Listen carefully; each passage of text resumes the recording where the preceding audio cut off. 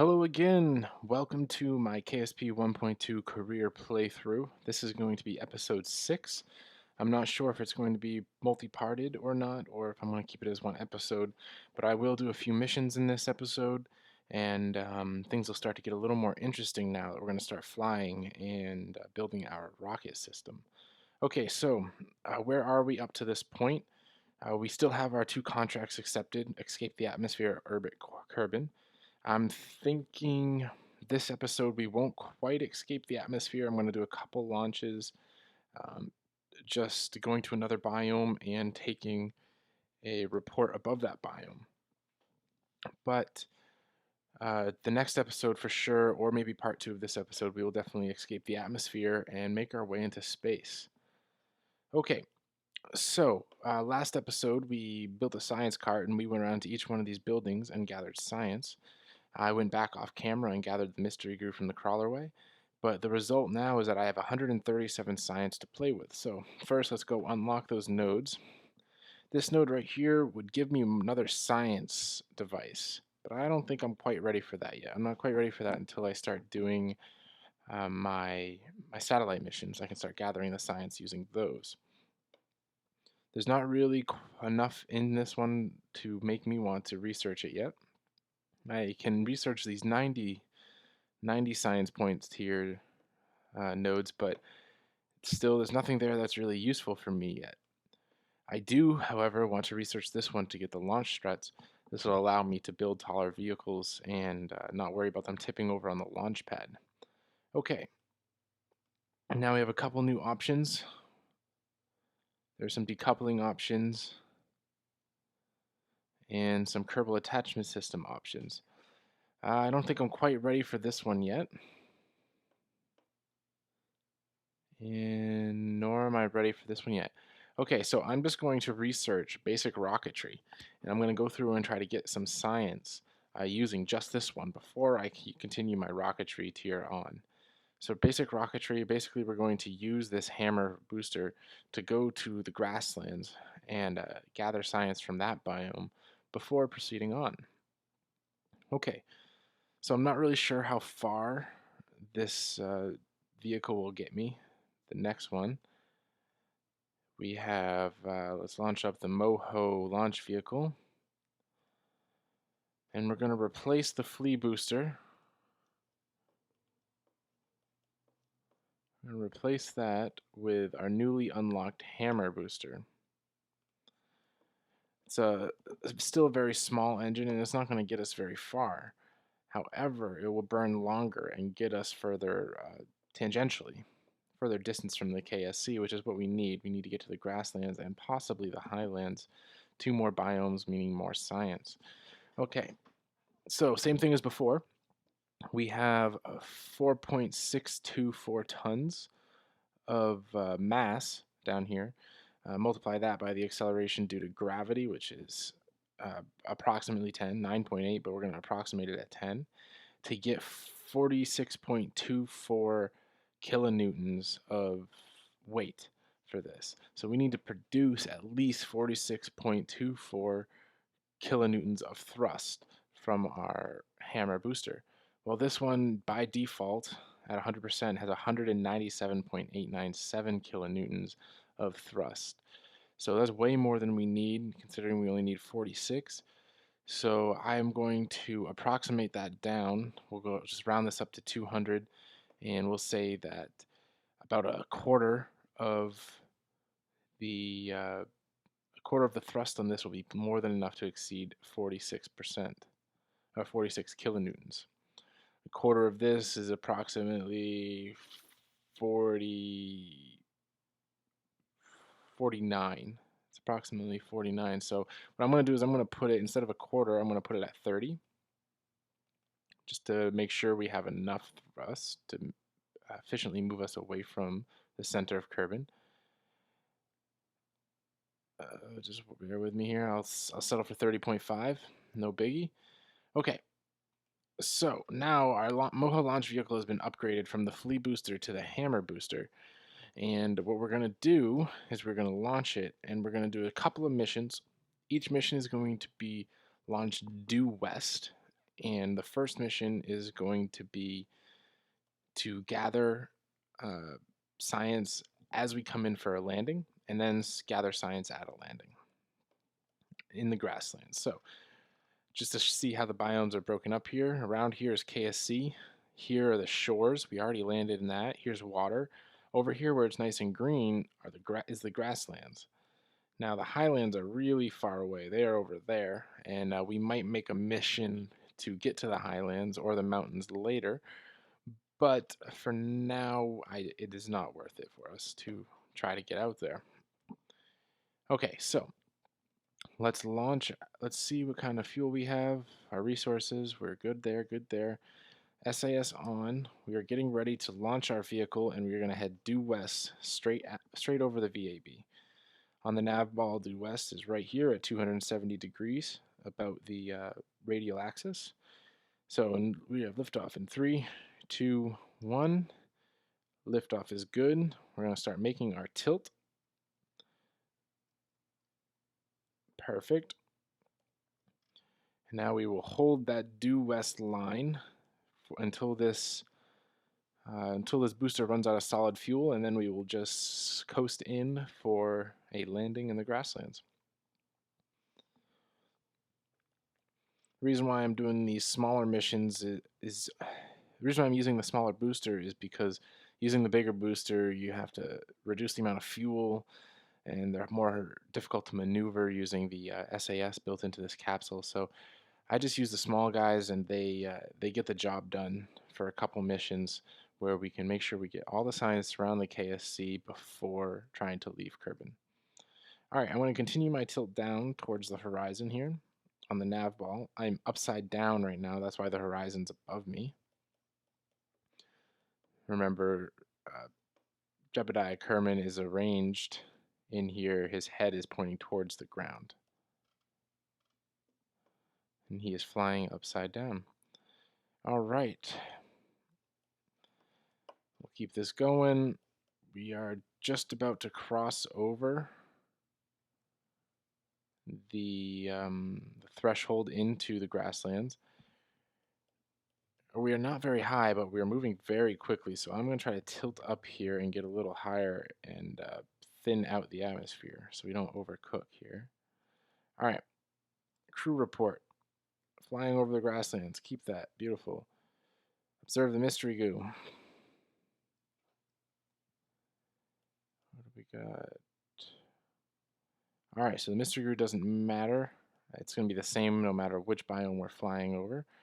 Let's try to log pressure. Same thing with the barometer. And let's log a temperature. Perfect. All right. So we're just going to let this continue burning. I'm going to try to generate a little bit of lift and tilt the nose up. That way we don't start firing towards the ground and making it more difficult for us to land with our parachute. Well, we're going to get good distance from the KSC on this, but as you can tell, we're starting to head down towards the surface. You can tell by our prograde vector. Now it's below the horizon. This means that even though our tip is pointed above the horizon in the blue, our direction, our velocity that we are traveling is slightly below the tip, heading towards the surface. So all I'm trying to do right now is hold sort of an upward tilt. You can see it right here. I'm trying to pitch. Well, this says I'm pitching down, but I'm really trying to pitch up because I am upside down and inverted right now. And I'm just waiting for this booster to run out of its fuel. Then we will slow down. And then I will decouple. Not quite safe for the parachute yet, but we are slowing down rapidly.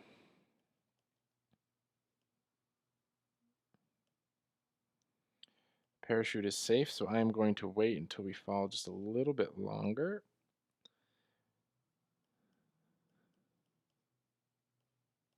Deploy the parachute.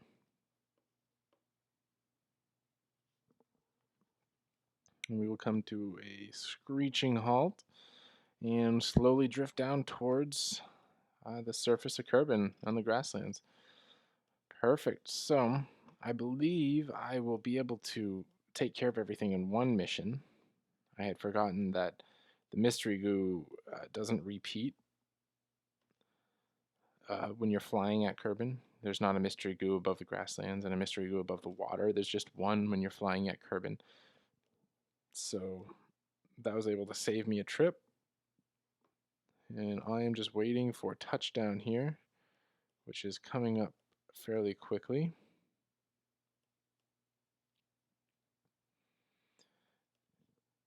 Once we touch down, I will observe the mystery goo.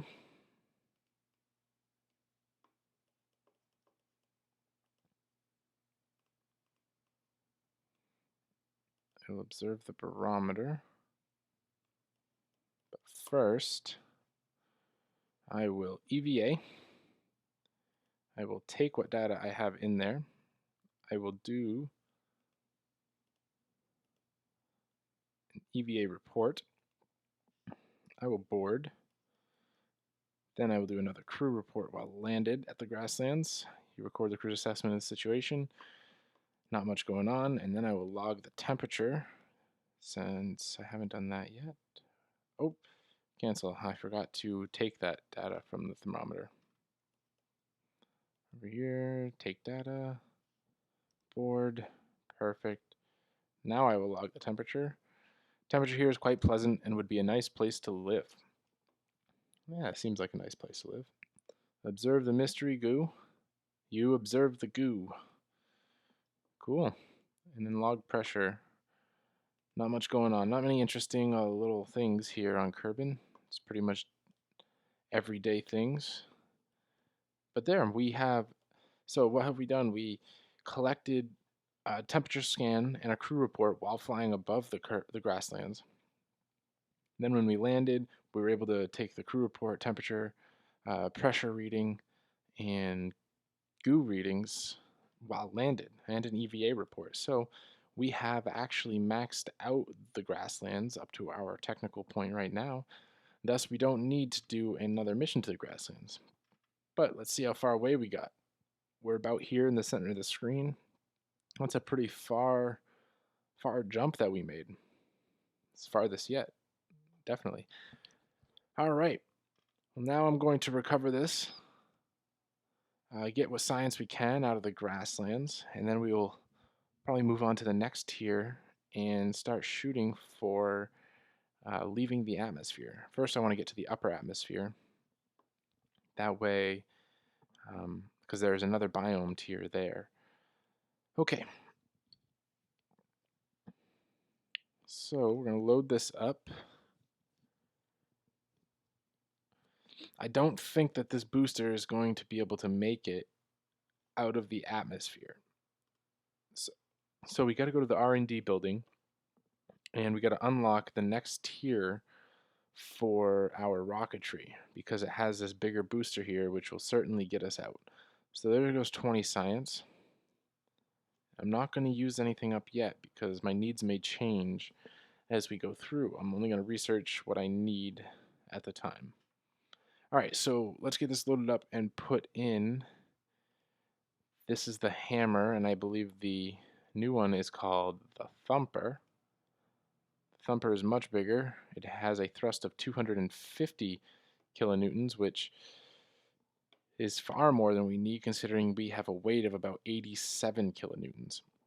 So it's about a third of the thrust will get us in the air. So I'm going to say about 35. I'll say about 40 just to be safe. Perfect. And now we are going to launch this vehicle. It's probably going to shoot us out of the atmosphere, but on the way through, we are going to collect goo samples and the barometer and the temperature, and then a crew report as well. On the way through the upper atmosphere. If we leave, then good. We know we can use this vehicle later. But before we go into outer space, I want to be able to EVA in outer space. So that'll require a building upgrade, and And that'll be done for the next episode. But first, here we go. We are going to make our first flight. This is our most powerful rocket yet. It's only firing at about 90 kilonewtons, but this will be the longest burning and the highest ascension that we will achieve yet in this career. All right, so SAS on, throttle down, and we are going to launch in 3, 2, 1, liftoff. Beautiful. All right, so I'm going to let that climb a little bit, and then I'm just going to make a slight 5-degree tilt down the nav ball toward easterly. That way we can land in the water. The water is usually a safer landing than on land, just in case anything goes wrong. Or if we're going slightly too fast, the water adds a little bit of cushion. All right, so our fuel's burning down nicely. We are holding steady. There aren't many aerodynamic effects occurring to our rocket. So that means the SAS is holding strong in this capsule. And we are just going to continue climbing until our apoapsis exceeds 20 kilometers, which is the cutoff point between the lower atmosphere and the upper atmosphere. We've already done all the science for the lower atmosphere, so we are trying to get to the upper atmosphere, to that next biome tier, and then after that we will seek to leave the atmosphere and start traveling to space. Perfect. Our apoapsis is climbing about 10 kilometers and we have plenty of fuel left. I'm going to continue my tilt only because the more tangential velocity or velocity we have in our orbital direction, or in the direction of the planet's spin, then the easier it is to land through the atmosphere. You kind of generate a little bit of a lift when you come into the atmosphere with tangential speed, so that allows you to be able to slow down more efficiently rather than just dropping right through the atmosphere and possibly coming down too fast for your parachute to handle.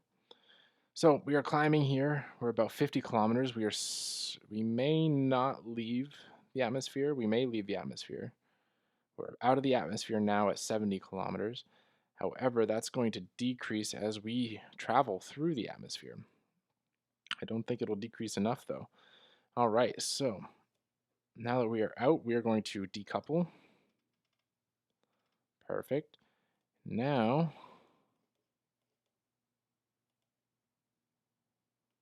it is time to get these set up for our science observations.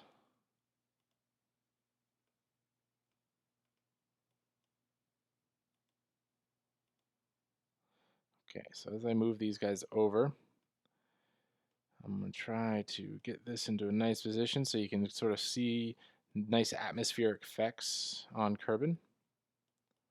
Very nice. There's the sun rising or setting in our perspective.